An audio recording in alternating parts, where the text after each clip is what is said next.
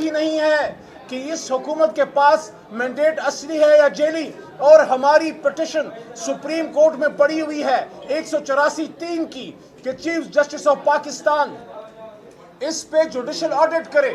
اور کل عمران خان صاحب سے ملاقات کے دوران میں نے ان کو یہی بات کی، اور عمران خان صاحب نے کہا کہ میں اپنے وکلاء کو کہوں گا کہ وہ چیف جسٹس آف پاکستان کے پاس سپریم کورٹ میں جو پٹیشن ڈالی گئی ہے اس پٹیشن کو محترم چیف جسٹس صاحب اٹھائیں اور اس پورے الیکشن کا آڈٹ کریں کہ چیف جسٹس صاحب آپ نے کہا تھا کہ الیکشن پتھر پہ لکیر ہے، لیکن اس پتھر پہ لکیر پہ فارم 47 کی سرخی چڑھا دی گئی، اس کی روشنائی ڈال دی گئی، اصل الیکشن تو ہوا ہی نہیں، اصل الیکشن کا مینڈیٹ تو آیا ہی نہیں۔ اس لیے اس وقت بیرسٹر گوہر بھی کھڑے ہیں، سینئر لائر بھی ہیں، چیئرمین بھی ہیں، ان کی موجودگی میں کل عمران خان صاحب نے یہ بات کی کہ 184(3) کی جو پٹیشن ہے اس کو سپریم کورٹ اٹھائے اور اس پورے الیکشن کا آڈٹ کرے۔ اس کے بعد فیصلہ ہوگا کہ اس ملک پہ حکومت کون کریں گے، کیا وہ جو فارم 47 والے ہیں یا وہ جو فارم 45 والے ہیں۔ آج کا بجٹ فارم 47 والوں نے دیا ہے، آپ اقتدار پہ تو بیٹھ گئے لیکن آپ کے پاس حق اقتدار نہیں ہے۔ میں دوسری بات یہ کروں گا کہ اس وقت اس پورے الیکشن پروسیس کے جو دھاندلی ہے اس کے خلاف اسد کیسر صاحب کھڑے ہیں، یہ ایک اتحاد کو لے کے چل رہے ہیں عمران خان صاحب کے حکم پہ، ان کے ڈائریکشن پہ۔ اب یہ عید کے بعد ایک نیا فیز شروع ہوگا۔ میں ارباب اقتدار کو یہ کہنا چاہتا ہوں، ہوش کے ناخن لے، آپ نے جن سے یہ IMF کا بجٹ دلوایا ہے، جن سے یہ بجٹ آپ پاس کروا رہے ہیں، جن سے آپ نے پیش کیا ہے، ان کے پاس تو ایک یونین کاؤنسل جیتنے کی صلاحیت نہیں ہے۔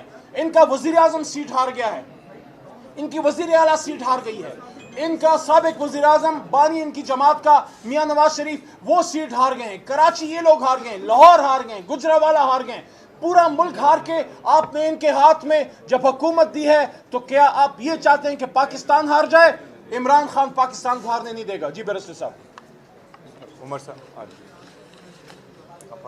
بسم اللہ الرحمن الرحیم۔ اسپیکر صاحب آپ آئیے جناب، اسپیکر قومی اسمبلی جناب اسد کیسر صاحب آپ آئے ہمارے ساتھ۔ بسم اللہ الرحمن الرحیم۔ خواتین و حضرات، پاکستان کے جتنے شہری آج ہمیں سن رہے ہیں یہاں پہ پارلیمنٹ ہاؤس سے ہم لوگ آپ سے مخاطب ہیں، میں یہاں پہ واضح طور پہ بتانا چاہتا ہوں کہ یہاں پہ میرے دائیں طرف میرے پارٹی کے چیئرمین بیرسٹر گوہر علی خان صاحب، سابق اسپیکر جناب اسد کیسر صاحب، سینئر پارلیمنٹیرین جناب علی محمد خان صاحب، جناب شفقت اوان صاحب، ایڈوکیٹ صاحب، ہمارے باقی ساتھی ادھر کھڑے ہیں، ذوالفقار صاحب کھڑے ہیں۔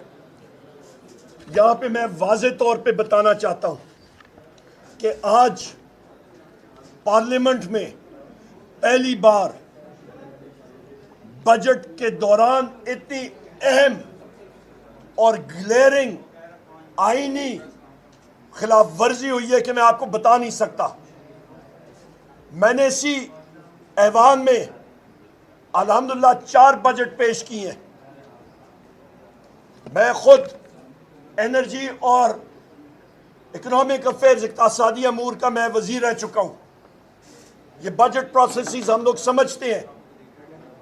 میں واضح طور پہ بتانا چاہتا ہوں کہ آرٹیکل 73 کے تحت آپ آئین پڑھیں، جس وقت وزیر خزانہ کی سپیچ شروع ہوتی ہے، اینول بجٹ سٹیٹمنٹ، وہ دستاویزات کرنٹ ایکسپینڈیچر کے والیوم 1 والیوم 2، وہ آپ کی پنک بکس، آپ کی اکنامک سروے، آپ کے ٹیکسیشن کے ڈاکیومنٹس، وہ سب کچھ وہاں پہ لے ہونا پڑتا ہے۔ خواتین و حضرات، یہاں پہ ہمارے میڈیا کے آپ رپورٹر جو اس کے ساتھ ڈیل کرتے ہیں، آپ خود اس چیز کے آئینی شاہد ہیں۔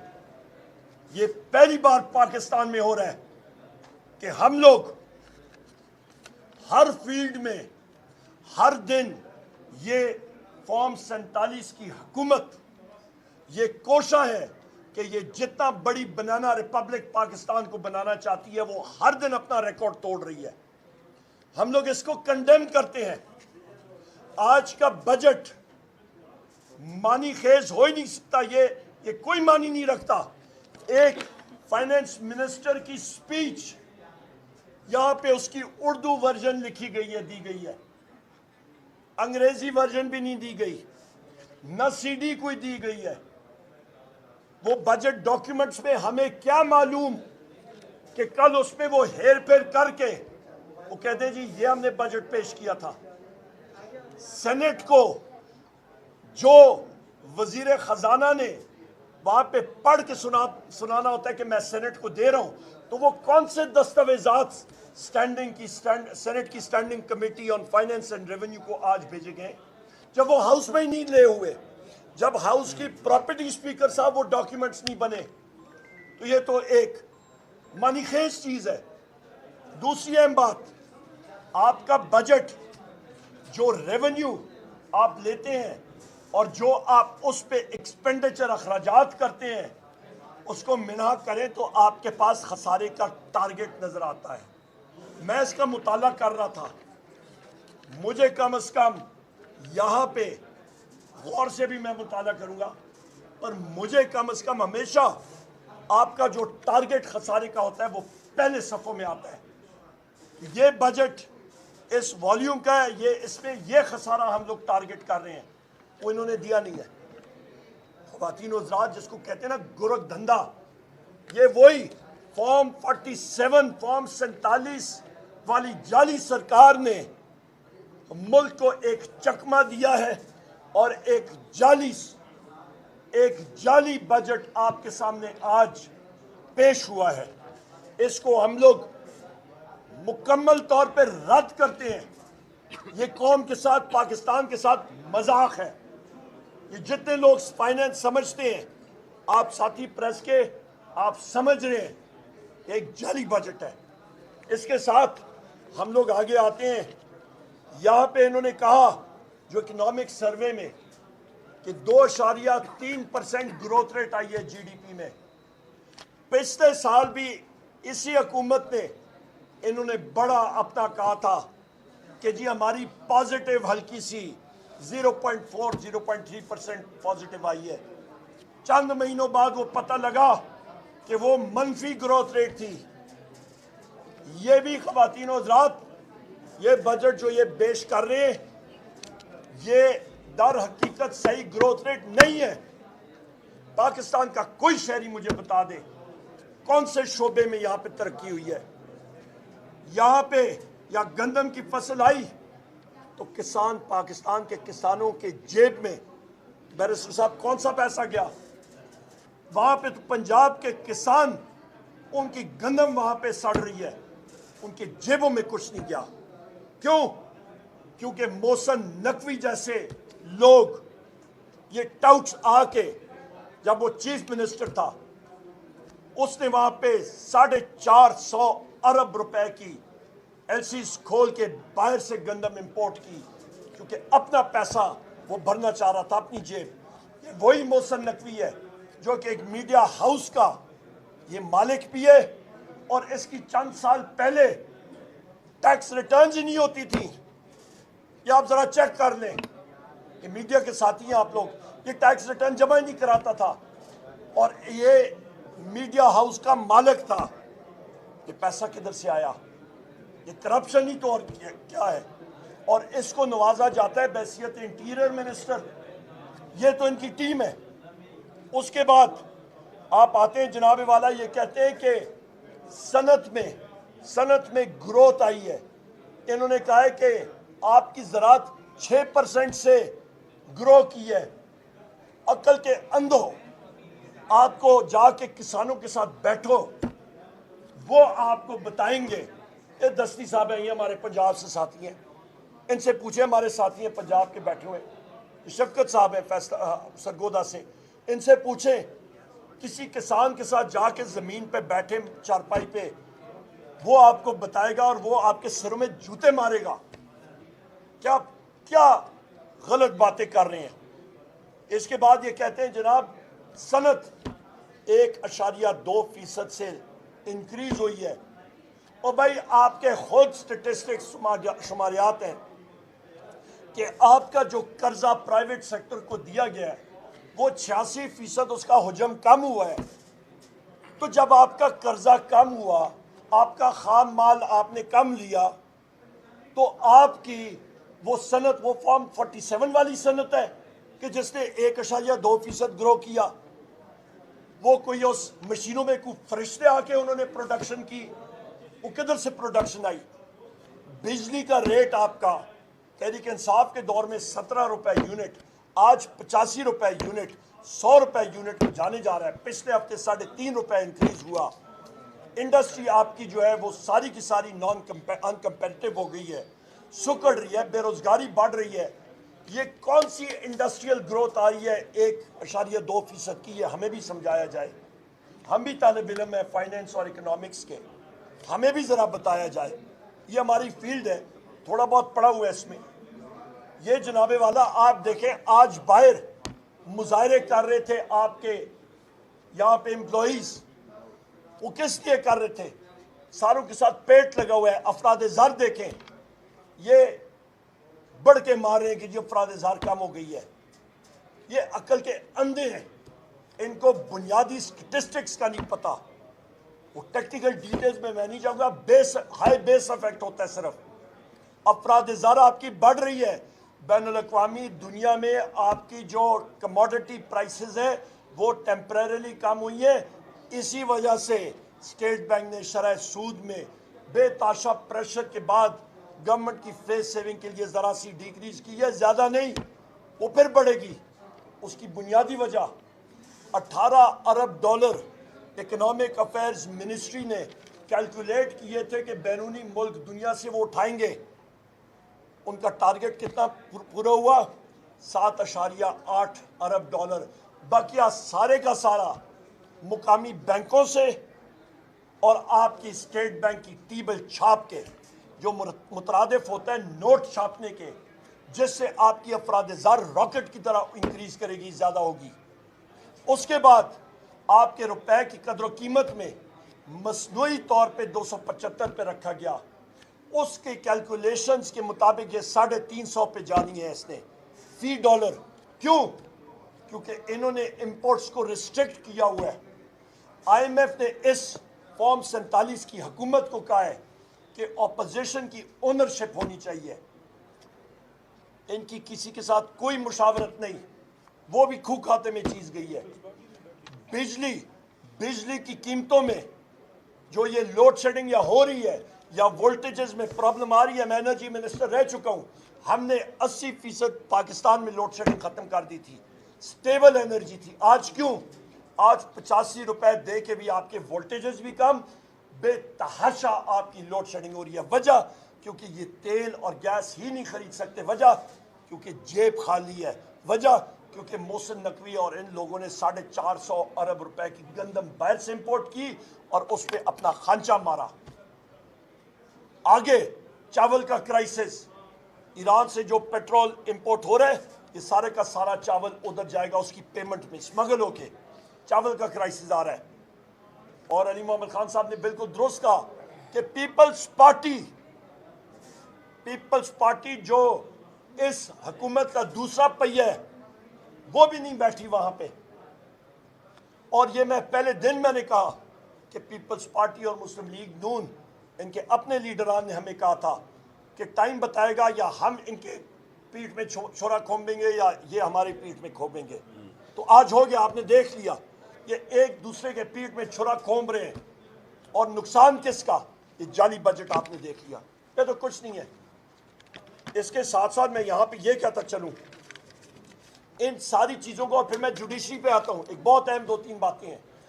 اس دلدل سے نکالنے کے لیے بہت سخت ریفارمز اور آپ کو ڈیسیجنز لینے کی ضرورت ہے.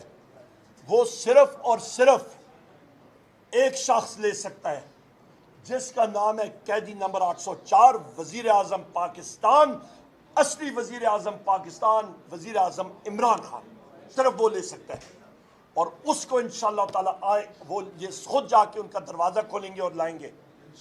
یہاں پہ میں یہ بھی کہتا چلوں کہ آپ نے وہ ڈرامہ دیکھا کہ میرے ساتھ یہاں پہ شفقت اوان صاحب یہ موجود ہیں, یہ وکیل بھی ہمارے, ڈاکٹر بابر اوان صاحب, ہم سارے, میرے ساتھ احمد چٹھا صاحب, بلال اجاز صاحب, باقی ہمارے ساتھی اسامہ میلا صاحب, ہم لوگ باہر کھڑے تھے اس عدالت کے. پہلے انہوں نے ہمیں آنے نہیں دیا اندر کہ ہو رہا ہے 1 بجے, اور اس سے پہلے بھی پولیس کے ساتھ لڑ جھگڑ کے ہم لوگ آگے گئے, عدالت کا دروازہ کھٹکھٹایا کہ ہم لوگ پیش ہونا چاہتے ہیں, ہمارے خلاف کیسز ہیں, ہماری حاضری ضروری ہے. انہوں نے کہا جناب ابھی تک بم ڈسپوزل سکواڈ یا وہ سویپنگ جو ہے وہ مکمل نہیں ہوئی. تو میں نے ان سے پوچھا آپ لوگ یہ سویپنگ کیسے کرتے ہیں؟ انہوں نے کہا جی کہ ہم نے اسپیشل کتے رکھے ہوئے ہیں اس کے لیے. تو میں نے کہا ذرا چیک کر لیں وہ کتے اصلی نسل کے ہیں یا کوئی فارم 47 والے ہیں جن سے 8 گھنٹوں میں وہ کمرے جو ہیں وہ صاف نہیں ہوئے. تو لہٰذا پتہ چلا جناب اندر سے کہ انٹیلیجنس ایجنسی کے افسران اور ایجنٹس, انہوں نے جج صاحب کو اور ان کے سٹاف کو یرغمال بنایا ہوا تھا, اور کربلا جیسا وہاں پہ نظام بنا ہوا تھا, پانی نہیں پینے دے رہے تھے. یہ حالات تھے. اور جناب یہ حالات تھے کہ ان کا مقصد یہ تھا انٹیلیجنس ایجنسیز کا کہ جج صاحب کو وہ فورس کریں کہ وہ جو میاں والی کیسز اور باقی کیسز ہیں اس پہ لوگوں کو بری نہ کریں. اور انہی جج صاحب کو انہوں نے آج جناب والا بلکہ انہوں نے خط لکھ دیا لاہور ہائی کورٹ کی چیف جسٹس کو, اور انہوں نے وہاں پہ لکھا کہ عمر ایوب وہاں پہ آیا ہوا تھا, اس کو اندر نہیں آنے دیا, ہمیں ہراساں کیا گیا, ہم پہ انٹیلیجنس ایجنسیز کے لوگوں کا پریشر تھا کہ ہم لوگ غلط ججمنٹ دیں, اور میں اس پہ نہیں پیچھے ہٹا. آج تھوڑی دیر پہلے میاں والی کے جج صاحب کو پنجاب پولیس نے گھیرے میں لیا ہوا تھا, اور ان کو جب صاحب نے کہا آرڈر دیا کہ آپ ہتھکڑی کھولیں قیدیوں کے, پولیس نے انکار کیا. جج صاحب نے کہا آپ ان کے خلاف FIR رجسٹر کریں پنجاب پولیس کے. خواتین و حضرات, جب ملک میں یہ NRQ ہو, جب آپ کے جج صاحبان کے آرڈر پولیس نہ مانے, ہم لوگ جو یہاں پہ ساتھی کھڑے ہیں آرٹیکل 7 آئین کا پڑھیں, اس پہ واضح لکھا ہے اسٹیٹ کی ڈیفینیشن. میں پھر آپ کو بتا دیتا ہوں, اسٹیٹ ریاست آپ کی مجلس شورا پارلیمنٹ ہے, آپ کی مرکزی حکومت ہے, آپ کی صوبائی حکومت ہے, آپ کی صوبائی اسمبلی ہے, اور وہ ادارے جو ٹیکس عائد کر سکتے ہیں. باقی سیکیورٹی ایجنسیز, افواج Pakistan, intelligence agencies, police, rangers, levies, ریاست کے اوزار ہیں. اور پولیس کو ہم نے بار کہا کہ آپ بحیثیت اپوزیشن لیڈر اور ہمارے MNAs کا راستہ روک رہے ہیں, آپ ریاست کا راستہ روک رہے ہیں, آپ غیر آئینی کام کر رہے ہیں. یہ جناب والا وہ حالات ہیں جس پہ ہم لوگ, اور یہ بھی میں اس پہ آتا ہوں, اور یہ بھی میں کہتا چلوں کہ جناب والا یہاں پہ آپ کے سرگودا کے جج صاحب نے یہ بھی لکھا ہے کہ ان کے ٹرانسفارمر پہ فائرنگ ہوئی. اور یہ 1-2 باتیں کر کے عمران ریاض صاحب کو جو غلط طریقے سے انلیگلی حج پہ جا رہے تھے, ان کو احرام میں وہ تھے, میری ملاقات ہوئی تھی کل, اور وہ حج کے لیے جا رہے تھے. جن لوگوں نے ان کو اریسٹ کیا ہے ان کو شاید بھول گیا ہے کہ انہوں نے ایک دن قبر میں جانا ہے. جس شخص کو رب العزت نے اپنے گھر کا بلاوا دیا ہو اور وہ حج کے لیے جا رہا ہو, اس کے راستے میں آپ رکاوٹ بنیں گے. میں تو کانپ جاتا ہوں کہ ان لوگوں کی آخرت کیا ہوگی قبر میں جو اس طرح کے لوگوں کو, حاجیوں کو وہ روکتے ہیں. میں یہاں پہ آخر میں یہ بات کروں گا کہ آج بجٹ اجلاس 2 گھنٹے کی ڈیلے کے ساتھ شروع ہوا. 4 بجے شروع ہونا تھا, 6 بجے شروع ہوا. ہم لوگ اس کو کنڈیم کرتے ہیں. ہماری ڈیمانڈ ہے پاکستان تحریک انصاف کی اور اپوزیشن کی کہ اس ملک نے چلنا ہے تو ہماری جو موومنٹ ہے تحریک تحفظ آئین پاکستان, ہم لوگ ایک چیز چاہتے ہیں, آئین اور قانون کا تحفظ, آئین اور قانون کی بالادستی. اور پاکستان میں وہ صرف ایک شخص لا سکتا ہے جس کا نام ہے وزیر اعظم عمران خان. हमारे वज़ीर आज़म इमरान खान साहब को रिहा किया जाए, बुशरा बीबी को, चौधरी इजाज साहब को, मियाँ महमूद रशीद साहब को, जनाब उमर चीमा साहब को, डॉक्टर यास्मीन राशिद साहब को, जनाब आलिया हमजा साहिबा को, जनाब सनम जावेद साहिबा को, हमारे जितने मिलिट्री कोर्ट्स में हमारे कैदी हैं बशमूल आपके हसान न्याजी साहब और जितने हमारे हैं उनके फिल फॉर उनको रिहा किया जाए। बहुत शुक्रिया। ओवर टू यू बैरिस्टर साहब। बिस्मिल्लाहिर्रहमानिर्रहीम। देखो, ईवान दस्तूर के मुताबिक ईवान एक मुक़द्दस इदारा है और ये मुक़द्दस इदारा अपना रोल प्ले करता है ताकि मुल्क में गैर कानूनी कार्रवाई ना हो। लेकिन अगर ईवान के हदूद और प्रेसिडेंट के अंदर ही कानून साजी ही गैर आइनी तरीके और गैर कानूनी तरीके से हो और रूल्स के अगेंस्ट हो तो इस पे अफसोस किया जा सकता है। जो हम पॉइंट आउट करते रहे हैं, ये सेशन जब शुरू हुआ है 6 तारीख को, तो सबसे पहले इलेक्शन ऑर्डिनेंस रिलेटेड ये ऑर्डिनेंस ले आए और ईवान में उस ऑर्डिनेंस को ले कर गए जो सुप्रीम कोर्ट की जजमेंट्स की वायलेशन है कि इलेक्शन लॉ में जनरल इलेक्शन होने के बाद ट्राइब्यूनल रिलेटेड लॉ आप पास नहीं कर सकते। वो हमने पॉइंट आउट कर लिया। पहले दिन उन्होंने गैर आइनी तरीके से उस लॉ को ले कर दिया। उसके बाद 4 कवानीन में उन्होंने तरमीम कर ली। ये यकीन का तकाजा है, ये रूल कहते हैं कि जो ऑर्डिनेंस पार्लियामान में ले हो जाए वो पहले कमेटी के पास चला जाए। इन्होंने कमेटी को 4 बंदे बुला के 20 के बजाय 4 मेंबरान को बुला के उनसे कवानीन अप्रूव करवा के आधे घंटे में 24 पेज के कवानीनों में तब्दीली करके पार्लियामान ले गए और हमने कहा कि ये गैर आईनी गैर कानूनी हुआ। आज आपने क्या किया? 1% की लेखम ग्रोथ के मुताबिक आपने 18,000 अरब रुपए का बजट इस ईवान में प्लेस कर दिया। उसके मुताबिक आप फाइनेंस बिल के थ्रू 4 कवानीन में तब्दीलियाँ करते हैं, sales act, income tax, excise और कस्टम लॉज में। आज आपने ईवान में बजट स्पीच तो कर ली, लेकिन आपने फाइनेंस बिल इस ईवान के सामने पेश नहीं किया। वो दस्तावेज़ात हमें आपने दिए नहीं जिसके बेस पे आप 18,000 रुपये ले करते हैं और आवाम से वो रिकवरी करवाएंगे। हम यही पॉइंट आउट करना चाह रहे थे कि रूल्स के मुताबिक बजट पेश होने के बाद 2 दिन बहस नहीं हो सकती। जिस दिन ईवान में बजट पेश हो उस दिन बहस नहीं हो सकती।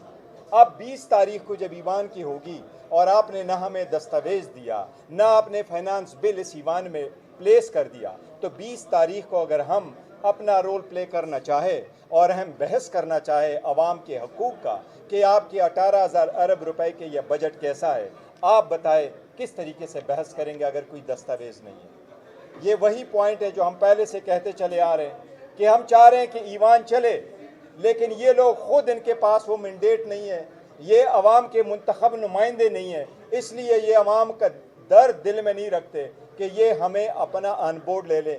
ये खुद गैर आइनी तरीके से आए हैं और ईवान भी इनसे चलाया नहीं जा रहा, ईवान को भी गैर आइनी तरीके से चला रहे हैं। हम इसकी मजम्मत करते हैं। आज की कार्रवाई बिल्कुल इलीगल है।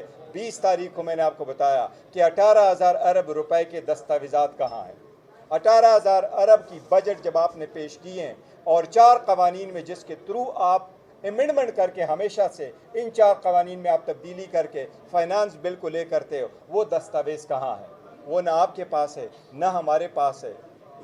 इसी इलीगल काम को इलीगल ना कहे तो और क्या कहे। मैं इसको इलीगल नहीं बल्कि मैं समझता हूँ ये लाकानूनीयत है। प्लीज़ स्पीकर साहब। बिस्मिल्लाहिर्रहमानिर्रहीम। बहुत लंबी डिस्कशन हो गई प्रेस कॉन्फ्रेंस। मैं सिर्फ इतना कहता हूँ कि ये बजट किसी तौर पर आवाम की तर्जमानी नहीं करता। सबसे पहले तो जो इनके लाइज है पीपल पार्टी जो है ना, उन्होंने टोकन शिरकत की और मतलब अपना एहतजाज रिकॉर्ड करवाया। तो इसका मतलब ये है कि ये बजट अगर पीपल पार्टी ओन नहीं करती तो इस बजट को किसने तैयार किया? कौन जो है ना इस बजट का ओनर है? होना तो चाहिए कि जब बजट बनते हैं तो इसमें तमाम स्टेक होल्डर को एतमाद में लिया जाता है, उसके ऊपर सेमिनार होते हैं, आप जो एग्रीकल्चर से मुतालिक लोग होते हैं, इंडस्ट्री से लोग होते हैं, उनको जो ना जितनी भी मुख्तलिफ स्टेक होल्डर उसको ऑनबोर्ड किया जाता है। लेकिन आपने कोई किसी को ऑनबोर्ड नहीं रखा। मैं पीपल पार्टी से मुतालबा करूँगा, देखें اس وقت جو ہے نا اگر آپ سمجھتے ہیں کہ آپ پولیٹیکل پارٹی ہے, آپ عوام کی نمائندی پارٹی ہیں, تو آپ اس بجٹ کو ووٹ نہ دیں, آپ اس بجٹ کو سپورٹ نہ کریں. اس وقت یہ وہ بجٹ بن رہا ہے جو کہ صرف ٹیکسوں کی بھرمار ہے, جو کہ تمام صوبوں کی جو بنیادی رائٹس تھی, یعنی میں بتاؤں کے پی کے کی جو ہمارے صوبے کی جو ساتھ کمٹمنٹ تھی جو مرجر کے حوالے سے کہ این ایف سی ایوارڈ میں ہم آپ کو 3% دیں گے, مرجر کے حوالے سے کمٹمنٹ تھی کہ 10 سال میں جو ہے نا ہم 1000 بلین روپی دیں گے. ابھی جو میں نے نظر سے 64 روپے کیے ہیں وہ بھی ابھی تک صرف ایک وعدہ ہی ہے. یعنی آپ جو ہے نا جو آپ کی کمٹمنٹ ہے, جو آپ کی کنسٹیٹیوشن کی ریکوائرمنٹ ہے, جو آپ کی جو مرجر آپ کر رہے تھے, تو اس پارلیمنٹ میں کمٹمنٹ کی گئی تھی کہ ہم پاٹا کے لوگوں کو دوسرے ملک کے ساتھ برابری لانے کی میں اس کو وہ دیں گے. لیکن اس وقت آپ کو پتہ ہے کہ جو ملک میں امن و امان کی صورتحال ہے اور خاص کر ہمارے خیبر پختونخوا میں جو سیریس خطرات ہو رہے ہیں, ہمارا جو انٹیریئر منسٹر ہے ماشاءاللہ انہوں نے کرکٹ کا بھی بیڑا غرق کر دیا ہے اور امن و امان کا بھی بیڑا غرق کر دیا ہے. نہ وہ کرکٹ میں پرفارم کر سکتا ہے نہ امن و امان. میرے خیال میں اگر یہ بہت قیمتی چیز ہے تو کہیں عجائب گھر میں بھیج دو تاکہ اس کی جو لوگ دیکھیں کہ کیا چیز ہے. بہرحال ہم اپنی قوم کو یہ تیاری کرتے ہیں, ہم اس بجٹ کو ہر لحاظ سے ان کے خلاف آواز اٹھائیں گے.